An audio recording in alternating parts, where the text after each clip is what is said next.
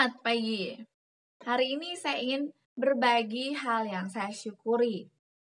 Jadi, saya di gereja kami mengikuti suatu kelas kepanduan seperti pramuka. Nama kelasnya adalah kelas CMG atau Calon Master Guide. Yang kalau pernah lihat rekaman sebelumnya, saya pernah pakai seragam dan kacu yang berwarna kuning. Nah, itu seragam tipe A yang digunakan setiap kali ada acara kelas tersebut. Dan pada awal April nanti, kelas kami berencana akan mengikuti perkemahan yang sedang direncanakan oleh para pembina kami. Jadi saya memerlukan tas gunung karena dikatakan rutenya itu cukup sulit dan tidak bisa menggunakan ransel biasa. Saya ingat saya punya ransel ada di Bandung di rumah orang tua saya. Jadi saya sekitar sore hari kemarin saya telepon orang tua saya dan saya meminta tolong untuk dapat mengirimkan tas gunung tersebut yang ada di Bandung ke Pulau Batam di mana saya ada sekarang.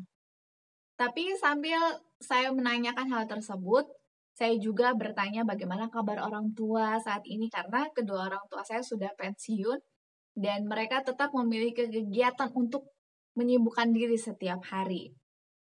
Biasanya kalau saya telepon orang tua, saya juga akan telepon abang saya dan adik saya. Jadi sebisa mungkin kami anak-anak akan bersama-sama bertegur sapa dengan orang tua. Puji Tuhan, kami memiliki internet yang menjadi sarana bagi kami untuk berkomunikasi. Yang menarik adalah kami semua anak-anak lahir dan besar di Bandung. Saya 3 bersaudara, jadi saya punya abang laki-laki, saya anak kedua, dan ada adik perempuan saya yang kami semua bertiga sudah menikah. Jadi karena kami sudah menikah, kami pergi ke luar dari Bandung ke tempat kami masing-masing. Tanpa disengaja, kami bertiga anak-anak semua berada di kota-kota yang dengan huruf depannya B. Jadi orang tua kami ada di Bandung, abang saya laki-laki ada di Balikpapan, saya anak kedua ada di Batam, dan adik perempuan saya ada di Bali. Tanpa direncanakan kami semua berada di kota B hingga saat ini ya. Entah ke depan nanti mau merantau kemana lagi. Saya bersyukur bagaimana Tuhan memfasilitasi kami untuk berkomunikasi lewat internet ini. Dengan begitu, kami walaupun terpisah jauh dari orang tua dapat tetap mengetahui bagaimana kabar orang tua, apa yang dirasakan, mungkin sedang kurang sehat atau bagaimana, atau anak-anak ada yang perlu didoakan. Dengan begitu, kami tetap terikat walaupun terpisah jarak. Ini hal yang saya syukuri. Bagaimana dengan Anda? Meskipun itu hal yang kecil, mari kita tetap bersyukur atas kebaikan Tuhan. Karena seringkali tanpa kita sadari, ada begitu banyak berkat yang telah Tuhan berikan bagi masing-masing kita. Baiklah, mari kita teruskan bacaan renungan pagi kita hari ini tanggal 16 Maret dengan judul Kelemah Lembutan. Ayat intinya tertulis di dalam Mazmur 25 ayatnya yang ke-9. Ia membimbing orang-orang yang rendah hati menurut hukum, dan ia mengajarkan jalannya kepada orang-orang yang rendah hati. Penjelasannya, engkau harus mempelajari pelajaran penting tentang apakah artinya menjadi seorang manusia di dalam pemandangan Allah, yaitu menjadi seperti Yesus, lemah lembut dan rendah hati, menjaga kepentingan orang lain lebih suci daripada engkau menjaga kepentingan sendiri. Itu harus dilakukan dalam hidupmu dan kebiasaanmu setiap hari, menunjukkan bahwa engkau bukannya anak nakal atau seorang pelajar bodoh di dalam sekolah Kristus. Egoisme tidak terdapat di dalam hati di mana Kristus berdiam. Kalau disayangi, itu akan mengeluarkan segala sesuatu yang di sampingnya. Akan dibawanya engkau mengikuti kecenderungan hati ganti kewajiban, menjadikan diri pokok pikiran, dan memuaskan serta memanjakan dirimu. Ganti berusaha menjadi suatu berkat bagi orang lain. Keperluanmu, kesenangan hatimu akan mendahului segala apapun. Kebahagiaan yang benar haruslah didapat, bukan dalam pemanjaan diri dan usaha menyenangkan diri, melainkan dalam belajar dari Kristus.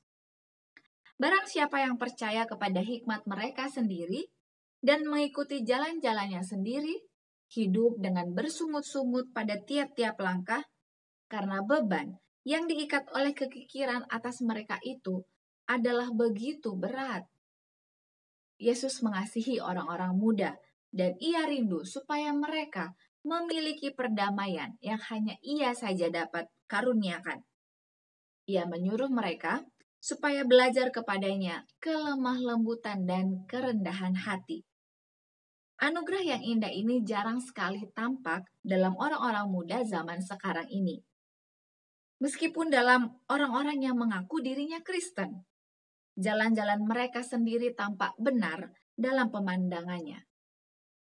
Dalam menerima nama Kristus, mereka tidak menerima tabiatnya. Oleh sebab itu, mereka tidak mengetahui sedikit pun tentang kesukaan dan perdamaian yang akan didapat dalam pekerjaannya. Kelembutan Kristus yang dinyatakan di dalam rumah tangga akan membuat penghuninya berbahagia. Itu tidak menghasut perbantahan, tidak memberikan kembali jawaban yang marah, melainkan meneduhkan tingkah laku yang menjengkelkan dan memancarkan kelemah lembutan yang dirasakan oleh semua di dalam lingkungan yang dibahagiakannya. Di mana saja disayangi, dijadikannya keluarga-keluarga di dunia ini menjadi satu bagian dari keluarga yang besar di surga. Aplikasinya hari ini, mari kita belajar sedikit demi sedikit agar menjadi sama seperti Kristus yang memiliki kelemah lembutan. Biarlah dengan kelemah lembutan yang akan kita pelajari ini dapat membuat kita merasakan lebih banyak sukacita, mementingkan orang lain dibanding kepentingan kita sendiri, dan juga berusaha memiliki kebahagiaan, terutama di dalam keluarga kita. Slogan kita, awali hari ini dengan renungan pagi. Ada berapa di antara kita yang semakin berbahagia ketika kita terus memiliki waktu khusus bertemu Tuhan di dalam doa? Mari kita tetap lakukan hubungan ini dengan Tuhan. Mari kita semakin banyak membuat daftar-daftar doa kita. Karena kita akan semakin merasakan Tuhan tidak pernah tidak mengkhawatirkan kita. Ia selalu menyediakan kebutuhan kita tepat pada waktunya sesuai dengan yang kita butuhkan. Jika ada di antara Anda yang ingin turut menyampaikan pokok-pokok doa, Anda dapat menuliskannya di komentar di bawah ini dan saya akan turut mendoakannya di jam-jam doa khusus. Terima kasih banyak. Esok hari kita akan lanjutkan kembali bacaan renungan pagi kita. Sampai jumpa, salam sehat, Tuhan memberkati.